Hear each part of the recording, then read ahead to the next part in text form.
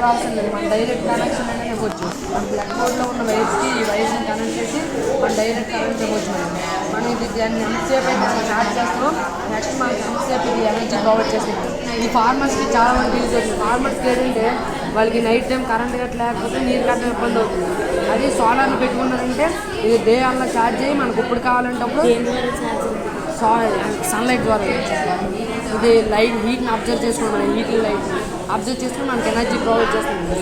మన రైతులకి పొలంలో కరెంట్ ఉన్నా లేకపోయినా ఇది మనకి ఎనర్జీ ఇస్తుంది. అందుకే మేము ఈ టీమ్ తీసుకొని ఈ ప్రాజెక్ట్ చేస్తాం.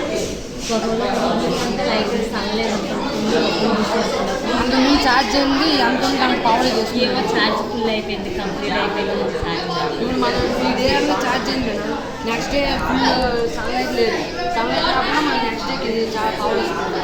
అలా మనం 10 days అసలు వాతావరణం ఇలా ఉండేటప్పుడు 10 days వాతావరణం కాబట్టి అన్ని మేము పెట్టుకుంటాం మరి సోలార్ యూజ్ ఉండదు మేడం. ఇది మామూలు లైట్ దగ్గర చూస్తున్నారు, సన్లైట్ కాదు మేడం, మామూలు దీనికి ఎటువంటి లైట్ దగ్గర ఇది ఎనర్జీ స్టోర్ చేసుకుంటాం. సన్లైట్ అవసరం లేదు మేడం, మామూలు లైట్ దగ్గర డే టైంలో అది వాతావరణం డే టైంలో ఆటోమేటిక్గా